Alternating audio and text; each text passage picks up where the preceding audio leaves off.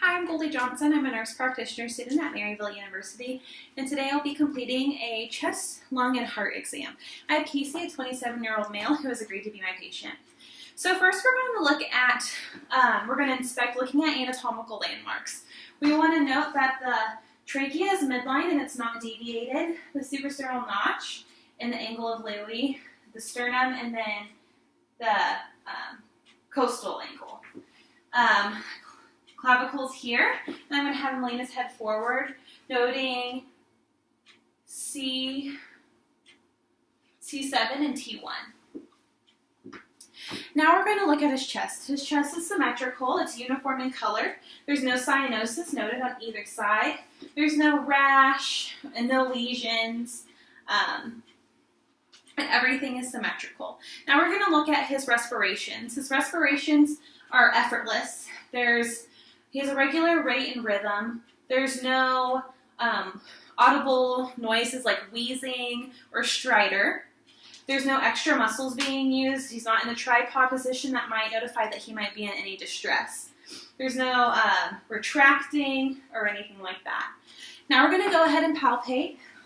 When we're palpating, we're feeling for any tenderness or crepitus or nodules. No tenderness, no nodules, and no crepitus. Crepitus would feel like a crackling, popping feeling, and that would notify us that there was some air in the subcutaneous tissues. Now we're going to go ahead and move on to the thoracic expansion. So I'm going to be behind Casey. Could you turn around, turn to the side for me?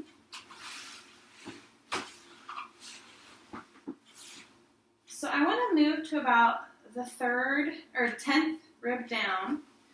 And I'm going to place my hands here. I'm going to have Casey breathe in and out for me. One more time.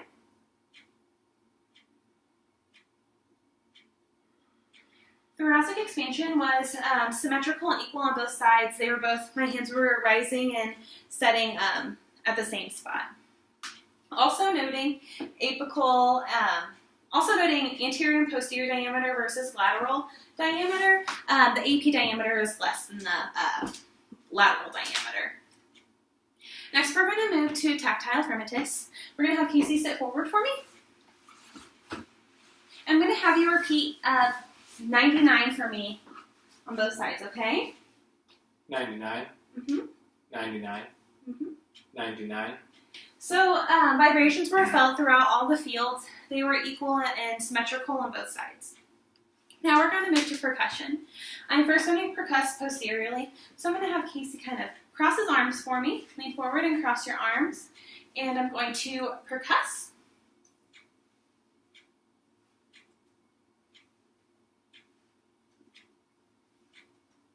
All right, I'm going to have you lift your arms up for me like this.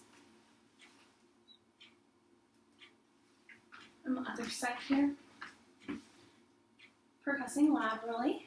And you put your arms down. Percuss.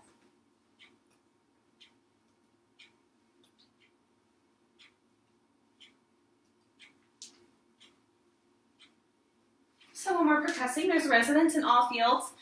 Posteriorly, anteriorly, and laterally, there's no dullness noted. Now we're going to note the sound of the percussion. So the intensity was loud, the pitch was low, the duration was long, and the quality was hollow. Moving to measuring the diaphragmatic excursion. What I'm going to do is I'm going to use percussion to do this, and I'm going to do this posteriorly. So I'm going to have Casey lean forward for me, and I'm going to have you take a deep breath in when I tell you, and then I'm going to percuss down until I hear area of dullness. Okay, can you breathe in for me?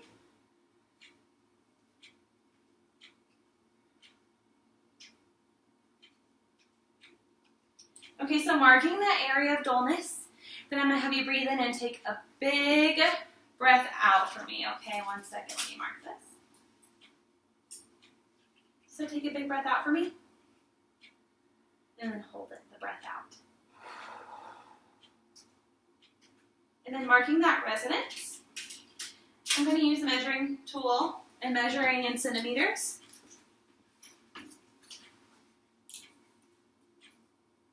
Casey's about 3.5 centimeters. Normal is 3 to 5 centimeters. Now we're going to auscultate. We're going to listen. So first I'm going to listen posteriorly. And Casey, as I move my stethoscope, I'm just going to have you breathe in and out for me, okay?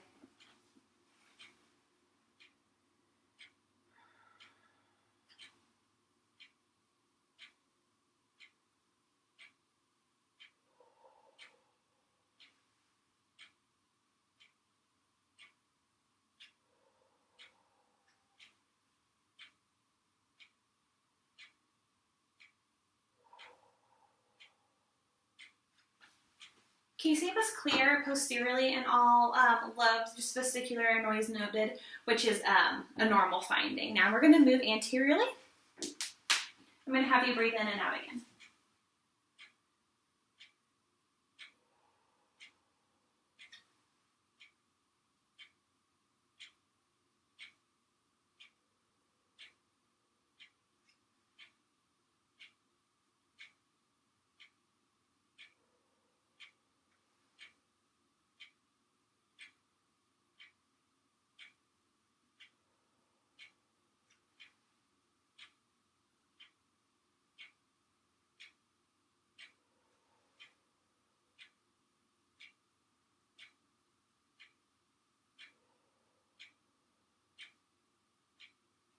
So in the upper lobes, anteriorly, Casey, it was bronchovesicular, which is normal.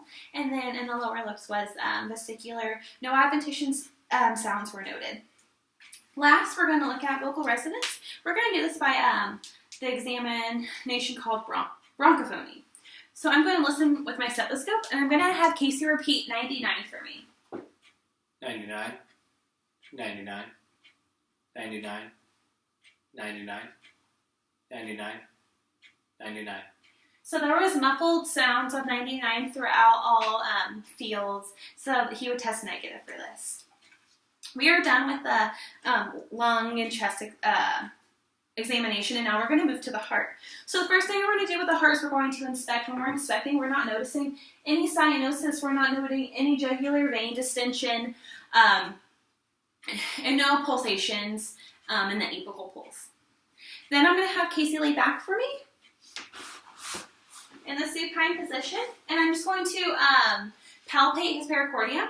I'm going to start with his apex. I'm going to move to the left sternal border.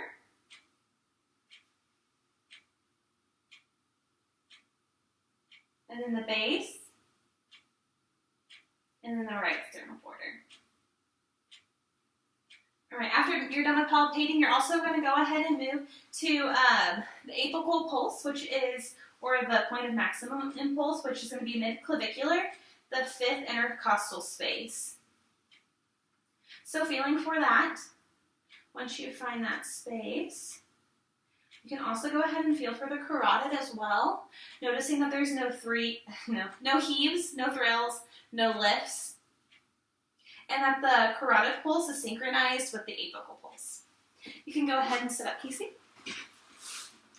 Now we're going to go ahead and we're going to measure the heart. To measure the heart, this is usually done with an x-ray, but if you do not have the equipment, you will measure it yourself.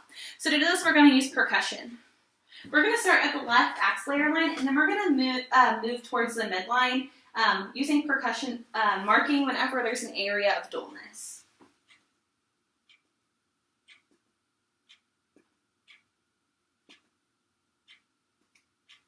Okay, and then marking from the right side.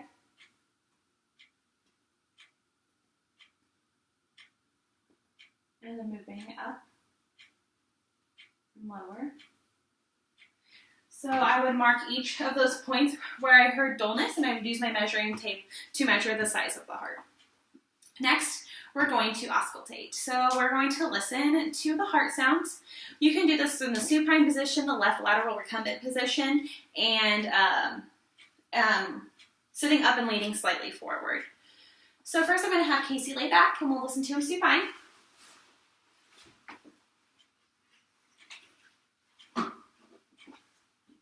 We're going to start with the aortic,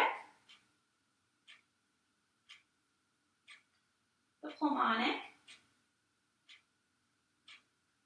the tricuspid,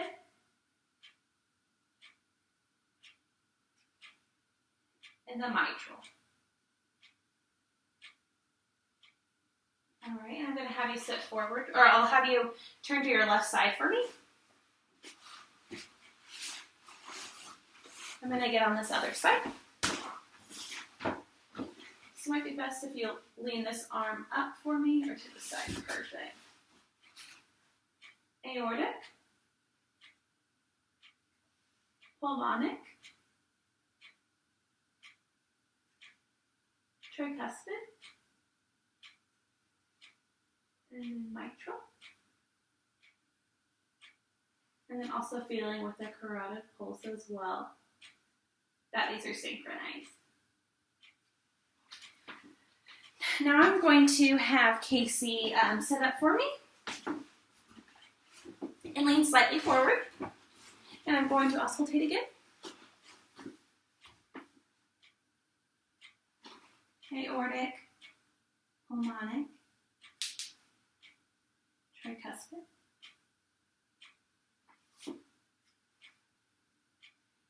mitral. So S1 and S2 were noted. There was no S3, no S4, no murmurs, no clicks, no rubs. It was a regular rate and a regular rhythm. There was no splitting upon inspiration, and there was no variations. If there was murmurs, you do want to note the time duration, the pitch intensity, the quality, the location, the duration or radiation, or if it's variant with your respiratory phases. That will complete our chest, lung, and heart exam.